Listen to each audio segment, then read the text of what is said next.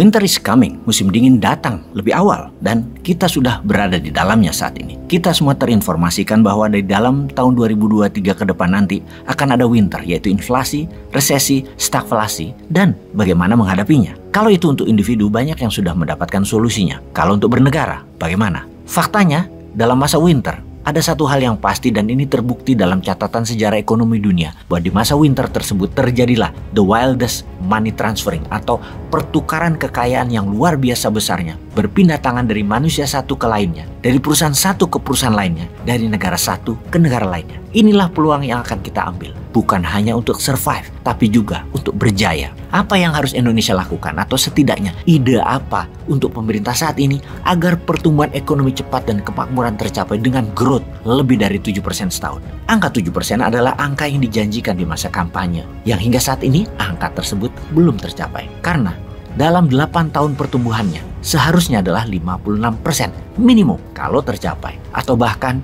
bisa lebih. Kalau tiap tahun 7%, di tahun ke-8 itu bukan 56%, tetapi bisa sampai 70% dibanding GDP nasional Indonesia di tahun 2014 dulu. GDP nasional Indonesia di tahun 2014 adalah 890 billion dolar. Dan di tahun 2021, 1.186 billion dolar. Diperkirakan di tahun 2022, GDP nasional Indonesia adalah 1.250 billion dolar, naik 360 billion dolar atau naik 30% dalam 8 tahun, alias rata-rata per tahunnya 3,75%, hanya mencapai setengah dari janji kampanye. Wis, ora usah dibanding-bandingkan dengan negara lain. Ini mau kita ukur dari janji kampanyenya saja. Jadi masih ada 2 tahun lagi yang ini harus kita bantu. Penting ini membantu negara. Caranya bagaimana? Kita fokus pada 20% hal yang memberikan 80% pertumbuhan. Kita pasti tahu atau kenal bisnis apa atau industri apa yang memenuhi hukum Pareto ini, yaitu 20% yang memberikan 80%. Kita sederhanakan apa itu hukum Pareto. Dalam setiap bisnis angka 20-80 seperti angka ajaib yang belum pernah kita mengerti mengapa hal ini bisa terjadi. Namun itu kenyataannya, itu faktanya. Misalnya ada kakak beradik, 7 bersaudara. Pasti hanya satu orang yang paling luar biasa prestasinya atau jabatannya atau kedudukannya atau hartanya. Bahkan sama yang nomor 2 aja jauh, yang sisanya ya rata-rata saja. Di Indomaret misalnya, pasti ada produk yang menghasilkan 80% sales dan produk itu merupakan hanya 20% isi toko atau produk jualan. Di bank misalnya, 80% pendapatan bank tersebut didapat dari 20% kliennya saja. Kembali ke kekuatan ekonomi Nusantara. Kita petakan mana yang bisa menghasilkan 80% dari 20% produk. Untuk sementara jangan fokus dulu ke SDM, harus dicarikan lapangan kerja atau harus transfer teknologi. Pokoknya kata harus diabaikan dulu. Kita fokus yang 20% tadi. Fokus jangka pendek growth ekonomi naik. Itu didulukan karena waktu kita sempit. Hal ini kalau sahabat Newman membayangkan adalah kita mendapat posisi sebagai pengelola Bappenas, Badan Perencanaan Pembangunan Nasional, yang mendapat tugas di tahun 2045 nanti Indonesia harus menjadi negara nomor 1 GDP-nya tertinggi di dunia. Saat ini di tahun 2022 GDP negara tertinggi di dunia adalah Amerika dengan 25 triliun dolar atau 25.000 billion. Kita pakai angka triliun saja. Indonesia saat ini adalah 1,2 triliun, nomor 16 dunia. Data itu hampir 24 kali Amerika saat ini lebih kaya dari Indonesia. Diperkirakan di tahun 2045 Amerika GDP-nya adalah 40 triliun dolar, Tiongkok 50 triliun dolar, India 43 triliun dolar. Jadi kalau Indonesia mau menjadi nomor 1, Indonesia harus melebihi Tiongkok, melebihi 50 triliun dolar alias naik 50 kali dalam 23 tahun ke depan.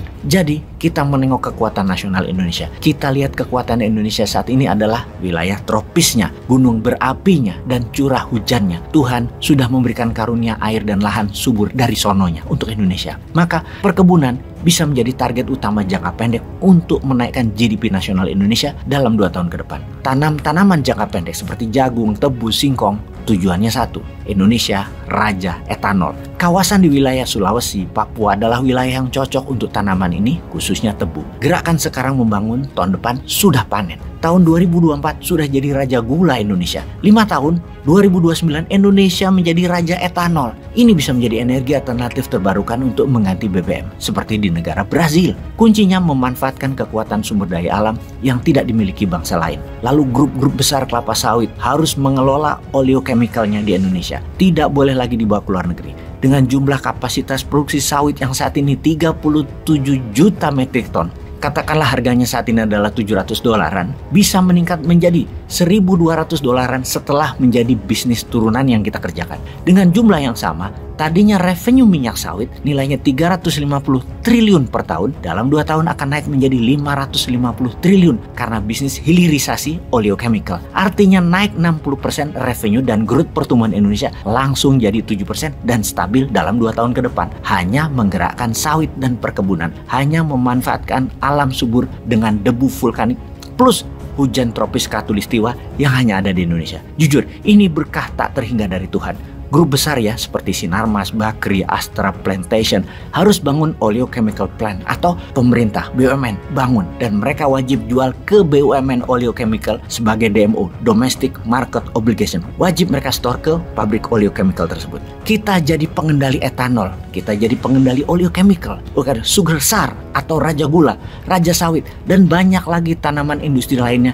Kita bangun hilirisasi atas sumber kekayaan alam di atas permukaan tanah tersebut. Kita berdaulat dan mengendalikan produk turunannya dari tanaman jangka pendek dan jangka menengah Nusantara. Ini penting buat bargain power antar negara di kemudian hari. Selain hilirisasi mineral. Jadi untuk Indonesia berdaulat 2045 dan menjadi negara nomor 1 GDP-nya. Kalau Tiongkok punya BRI atau Belt Road Initiative, Indonesia punya juga dong. Namanya Spice Mineral Road Initiative. Kendalikan produk hilir mineral dan rempah tanaman industri sebagai alat tawar dan alat tekan bernegara.